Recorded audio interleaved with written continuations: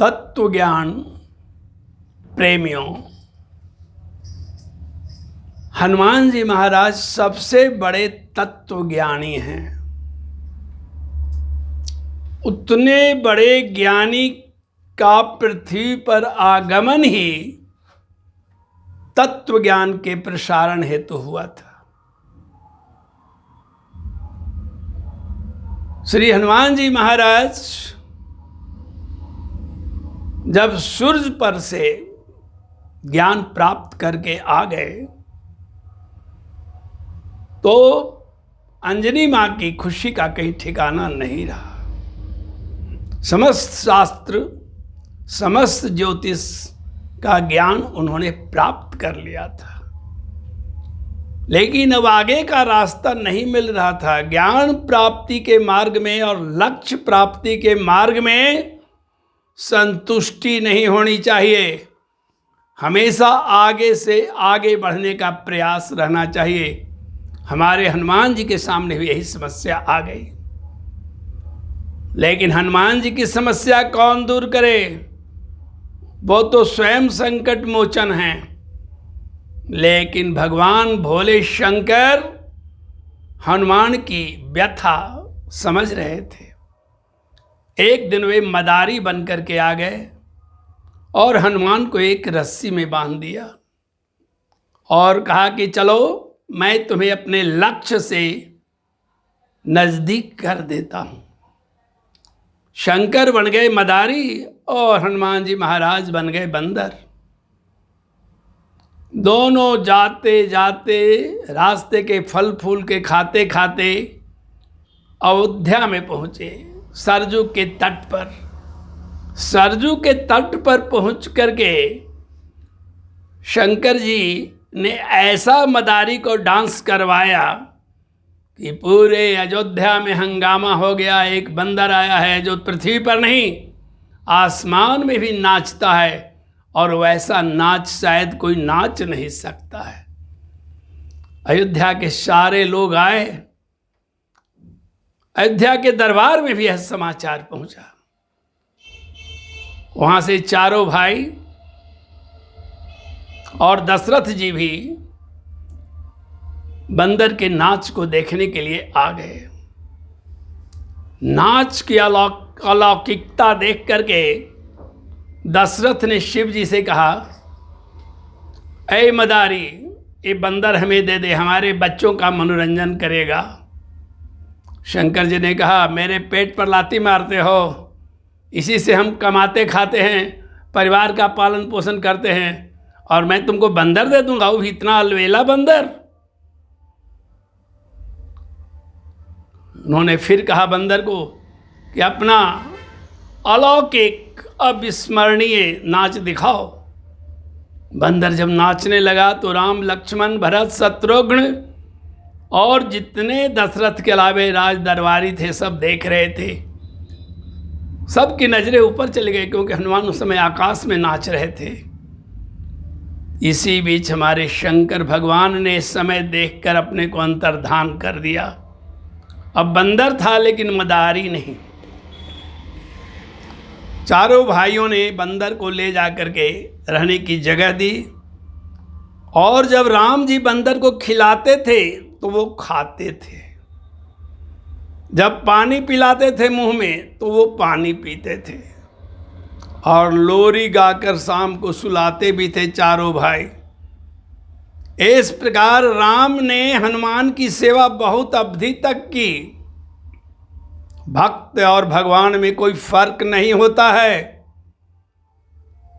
भक्ति करते करते भक्त भगवान के सामने स्वयं चला जाता है और भगवान प्रकट हो जाते हैं।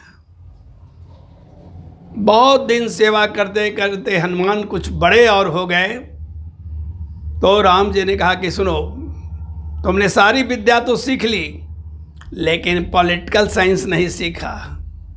राजनीति शास्त्र के लिए तुम सुग्रीव के पास जाओ, उतना बड़ा पॉलिटिकल साइंस का कोई विद्वान नहीं है। उन्होंने उनकी बात को अपने माथे पर रखकर और वहां से चल दिया। अब उन्हें याद आ गया अपने गुरु का वह वचन जिसमें उन्होंने कहा था कि तुम्हें पृथ्वी पर जाने पर दक्षिणा के रूप में सुग्रीव की रक्षा करनी होगी, क्योंकि उसका भाई बाली बहुत बड़ा चंडाल है। वो उसकी पत्नी तक का अपहरण कर लिया है और वह डर से किष्किंधा पर्वत पर रह रहा है।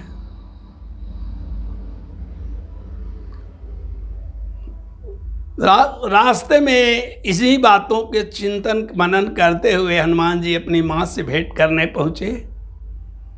माँ ने अपने प्यार से उन्हें बिल्कुल अभिभूत कर दिया और कहा कि बेटा, सारी शिक्षा तुमने ली, लेकिन तुम्हें राज्य काज चलाना है अपने पिता का, इसलिए राजनीति शास्त्र पढ़ो।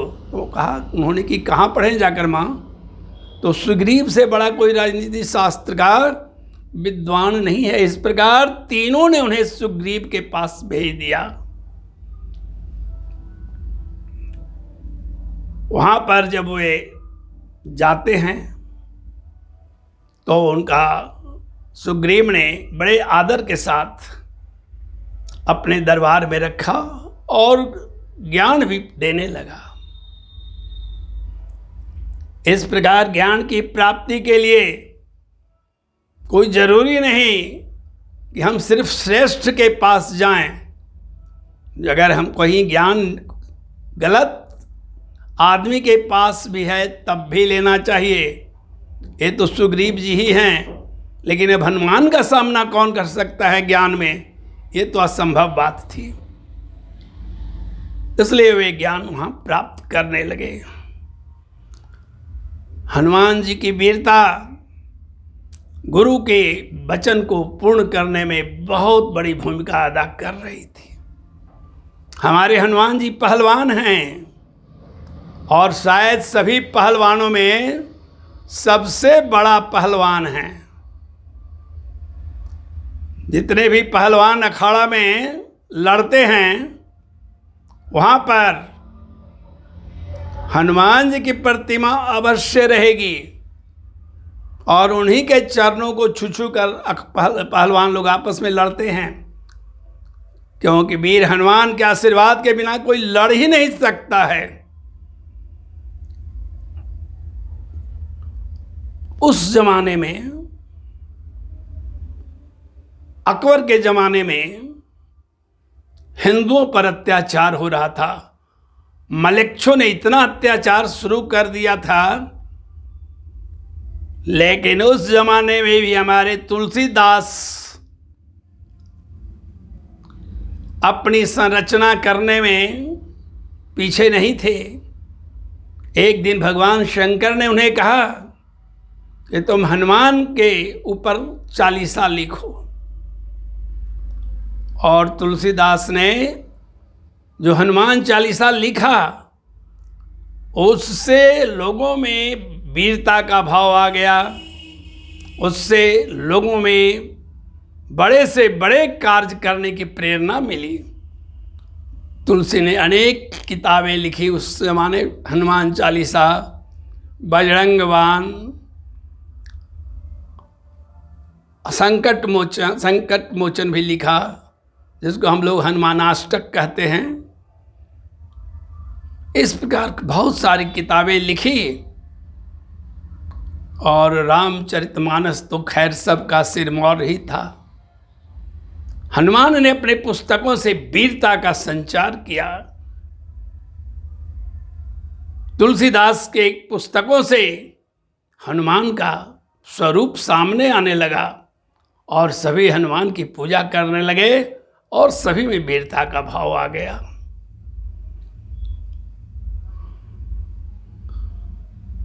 ये हनुमान जी के महाराज की उपासना हर एक व्यक्ति को करना चाहिए। हनुमान जी हमारे देखने में सोने के समान है, इसलिए जो इनकी पूजा पाठ करता है उसको धन की कमी नहीं होती है, उसको शक्ति की कमी नहीं होता है, उसको भक्ति की कमी नहीं होता है। औरंगजेब जिस समय भारत में अत्याचार कर रहा था, उस समय समर्थ गुरु रामदास ने शिवाजी को हनुमान जी की सेवा करने के लिए कहा था, और शिवाजी ने हर 10 को उस पर हनुमान जी की प्रतिमा की स्थापना करवा दी थी। हमारे हनुमान जी की वीरता के सामने किसी की वीरता नहीं ठहरती है, इसीलिए भारत सरकार वीर लोगों को महावीर चक्र दिया करती है। हमारे हनुमान जी महाराज अपनी वीरता के लिए विख्यात तो हैं ही, लेकिन मुष्टिका प्रहार के लिए भी विख्यात हैं। उन्होंने सबसे पहले मुष्टिका प्रहार लंकनी पर किया, लेकिन लंकनी चूंकि स्त्री थी इसलिए स्त्री को जान नहीं मार सकते थे, नारी हत्या लग जाता, लेकिन एक मुक्का देकर उसको औकात बता दिया था और उन्होंने आगे इसे बढ़ने दिया। इनका दूसरा मुक्का लगा रावण के बेटे पर, मेघनाद पर। मेघनाद अपने को बहुत बलवान समझता था, लेकिन इनका एक मुक्का खाने के बाद वो हनुमान जी के सामने फिर नहीं आया कभी। कुंभकर्ण पर भी इन्होंने मुष्टिका प्रहार किया था और कुंभकर्ण एक मुक्के में आसमान से पृथ्वी पर गिर गया था। और रावण को तो कहना ही नहीं, रावण को तो अपनी मुष्टिका प्रहार से इतनी चोट की कि रावण कई दिन तक हिम्मत नहीं किया युद्ध के मैदान में जाने का। क्या रहस्य है इनकी मुष्टिका प्रहार में। मुष्टिका प्रहार हम लोग तब करते हैं जब अपनी उंगलियों को एक साथ बांध लेते हैं। तर्जनी उंगली में वायु तत्व है, मध्य उंगली में आग है, अनामिका में जल है और कनिष्ठा में पृथ्वी है।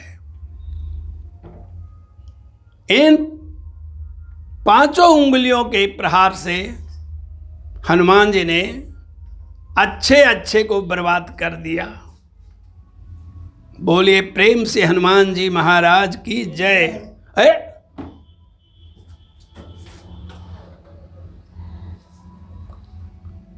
हनुमान जी महाराज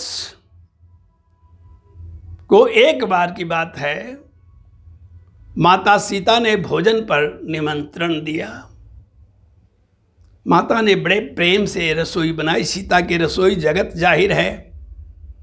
हनुमान जी महाराज को इतना स्वाद आया कि जितनी सामग्री बनाई गई थी सारी सामग्री वे चट कर गए।